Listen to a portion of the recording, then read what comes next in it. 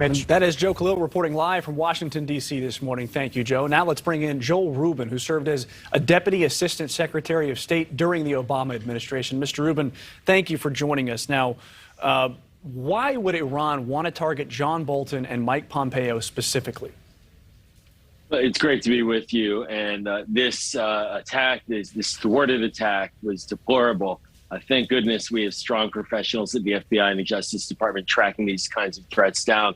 The rationale that was used is that the United States and the Trump administration attacked and assassinated Qasem Soleimani, who was the head of the IRGC, the Islamic Revolutionary Guard Corps. That's the justification being used, but there's no justification for targeting American officials of any level.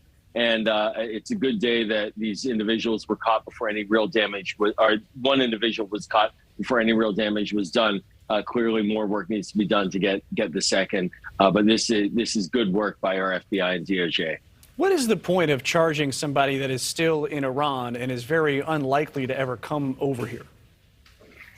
The short of it is that it will make it impossible for them to leave Iran without fear of being arrested and prosecuted. This doesn't just stay within the United States government system. We now share this with other governments around the world. There are notices that go out, Interpol tracks. And so this individual as well in his movement. So this individual is now locked within Iran. And adding to that, then this potentially could mean sanctions targeting anyone who's associated with this individual. So while the wheels of justice turn slowly, as is often said, they will turn against this individual. Now, the government in Iran has already denied that they had any involvement in this. Are there any diplomatic relationships? I understand we're trying to revive the Iran nuclear deal, but it just seems like, how can you, on one side, be negotiating a nuclear deal, and on the other, have a member of the government, a member of the Iranian Revolutionary Guard, plotting to kill Americans on American soil? It seems like this,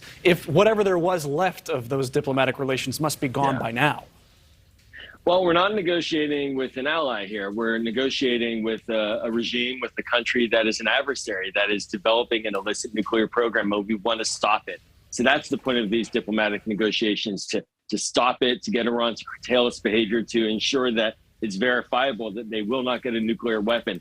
At the same time, we can be tough, and we're showing that. And I think the Biden team is showing that Iran's illicit behavior, threatening American officials, threatening allies in the region, in the Middle East, that won't be tolerated either. One can walk and chew gum at the same time in diplomacy. It's not always simple, for certain, but a diplomatic arrangement on its nuclear program is in our broad national security interest. This was very concerning, I think, for John Bolton specifically, because there were members or movements of his schedule that were not public, that were known to this Iranian official.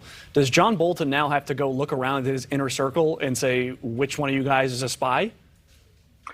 Well, it's certainly concerning for all officials. And, to broaden out the aperture a bit, we're seeing officials across the board here, even in the United States, facing a spike in threats against them for positions they take as government officials on behalf of all of us. This is very concerning. These are individuals who serve. Now, I may agree or disagree with John Bolton's positions on policy, but that is irrelevant when it comes to the question of his safety and his security. And so it's sad. It's a sad day that Americans who serve in our government on behalf of the American people have to look over their shoulder for their own personal safety. I'm glad that Mike Pompeo is getting the kind of security support he's getting from the U.S. taxpayer. He deserves it. He should not be under threat. And certainly for Bolton, it would mean that he'd have to look over his shoulder a little bit at who he's engaging.